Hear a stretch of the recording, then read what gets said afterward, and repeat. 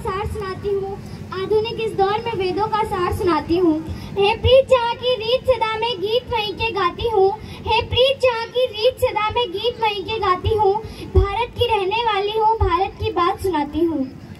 मैं आदर्श नवोदय विद्यालय की कक्षा 6 की छात्रा माही बोरदिया सर्वप्रथम मां शारदिक और उसके बाद यहाँ उपस्थित सभी गणजनों को मेरा नमन।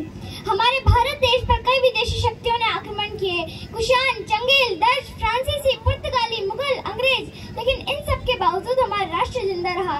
कारण हमारे राष्ट्र के प्रति लगाव, हमारी देशभक्ति जिंदा रही। यदि राज्य को परिभाषित करूँ तो हया सीमा में बंदा जमीन का टुकड़ा मात्र नहीं है, हमारा आधार, पालनहार और हमारी पहचान राष्ट्र है। वही श्रीमद् भगवद गीता और संविधान को मिलाकर देशभक्ति देखूं तो मातृभूमि के प्रति स्वाभिमान की भावना प्रकट करना, सम्मान रखना, वफादार होना और राष्ट्रहित में ही सहित है। इस भाव से दृढ़ संकल्प होकर संविधान के अधिकारों और कर्तव्यों का पूरी ईमानदारी के साथ पालन ही देशभक्ति है। यहाँ देशभक्ति राष्ट्र निर्माण के समानुपाती है और यह स्पष्ट दिखाई देता है कि जब कोई किसान खेतों में बुआई करते हैं तो अदालत में बैठे जज साहब पूरी निष्ठा निष्पक्षता के साथ जन सुनवाई करते हैं। जब कोई राहगीर वक्त की परवाह किए बिना किसी बुजुर्ग को सड़क पार करवाता है और जब कोई दुकानदार पूरी ईमानदारी के साथ जीएसटी फाइल में नामांकन करवाता है तो ये सब देख के लगता है कि देशभक्ति की जोत जिंदा है। लेकिन उसी देशभक्ति की जोत को एक तेज हवा का झोंका लगता है।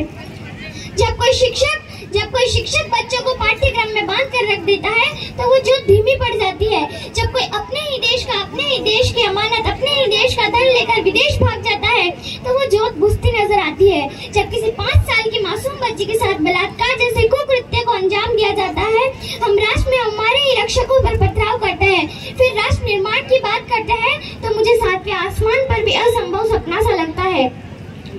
यहाँ एक ऐसा विस्तृत विषय है जिसकी अनेक सीमा है।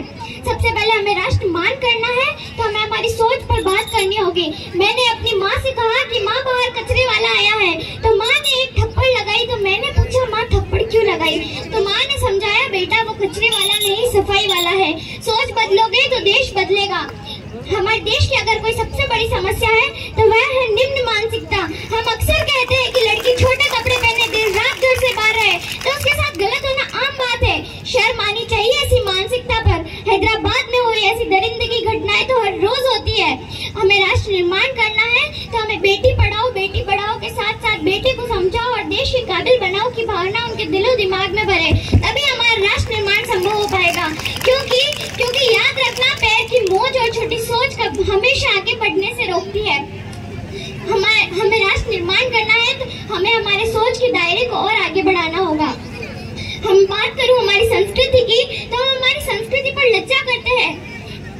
जब विदेशी कंपनियां भारत आई थी तो उन्होंने ये स्पष्ट कर लिया था कि अगर यहाँ व्यापार करना है तो इन्हें विज्ञान से जुदा करना होगा। उन्होंने हमें उकसाया कि ये क्या कर रहे हो आप, नीम, तुलसी, राख, न जाने कैसी जड़ी बूटियों का उपयोग दातन में करते हो तो इससे संक्रमण का खतरा होता है। लेकिन अब जब वही कंपनियां नीम, कोयला, तुलसी, राख के टूथपेस्ट बेचती है तो हमसे ये सवाल करती है कि आपके टूथपेस्ट में नमक है, तो मुझे एहसास होता है कि हमारा विज्ञान कितना आगे था और तब मुझे अपनी संस्कृति पर शर्म नहीं वरन गर्व महसूस होता है। और आज के इस परिप्रेक्ष्य में राष्ट्र निर्माण है तो हम युवाओं को वाकई जरूरत है व्यर्थ के अध्ययन की बजाय वेदों के अध्ययन की। ये वो युवा देश है जहाँ का युवा 100 मीटर की दूरी को तय करने के लिए वाहन का उपयोग करता है। ये वो युवा देश है जहाँ का युवा अपने दिमाग की खिड़कियां बंद कर किसी के बहकावे में आकर अपने देश की संपत्ति को नुकसान पहुँचाता है। ये वो युवा देश है जहाँ का युवा मोबाइल फोन पर पबजी, फ्री फायर, रील, कई गेम्स में चुंबक की तरह चिपका रहता है। मैं समझती हूँ हमारा राष्ट्र निर्माण तब संभव होगा जब यही युवा व्यर्थ में अपनी आंखें फोड़ने की बजाय मैदान में जाकर फुटबॉल खेलकर पसीना बहाएगा और स्वामी विवेकानंद जी के आदर्शों पर चलकर अपना लक्ष्य निर्धारित करेगा और दहशतबाजी से जुनून लेकर अपने लक्ष्य को पूरा करेगा। बात करूँ किसी राष्ट्र निर्माण की तो वहाँ की शिक्षा, राजनीति, अर्थव्यवस्था का ही नहीं बल्कि वहाँ के पर्यावरण का भी जितना योगदान वहाँ की शिक्षा राजनीति का होता है। हमारे देश में अमृता सिंह बिश्नोई, सुंदरलाल बहुगुणा जैसे हुए हैं जिन्होंने पर्यावरण से प्यार ही नहीं बल्कि जरूरत पड़ने पर अपने प्राण तक दे दिए। हमारी बात करूँ राजधानी दिल्ली की तो वह एक गैस का चैम्बर बनकर रह गया है। यहाँ पैदा होने वाला नवजात शिशु जन्म के साथ ही सिगरेटों का धुआं लिए जा रहा है, ये जानते हुए भी कि जलवायु परिवर्तन से कितनी समस्या हो जाओगे, फिर भी पेड़ों की अंधाधुंधी कटाई किए जा रहे हैं। मैं समझती हूँ जब हम बाजार जाए तो कपड़े की थैली ले जाए, तब हमारा राष्ट्र निर्माण संभव हो पाएगा। हमारे देश में लोगों में माता जी आते हैं, भूत प्रेत आते हैं, मरे हुए इंसान आते हैं। मैं पूछती हूँ ये चंद्रशेखर आजाद क्यों नहीं आते, युवाओं में विवेकानंद जी क्यों नहीं आते। यकीन मानिए अगर युवाओं में ये सब आना शुरू हो गए ना तो हमें राष्ट्र निर्माण और देशभक्ति के बारे में पूछने की जरूरत नहीं पड़ेगी, क्योंकि ये सब आम बात हो जाएगी। बस अंत में इतना ही कहना चाहूंगी कि गूंज रहा है दुनिया में भारत का नगाड़ा, गूंज रहा है दुनिया में भारत का नगाड़ा, चमक रहा है आसमान में देश का सितारा, चमक रहा है आसमान में देश का सितारा।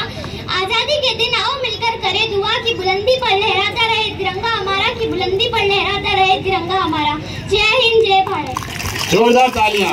बच्ची ने बहुत अच्छा संदेश दिया है। अब मैं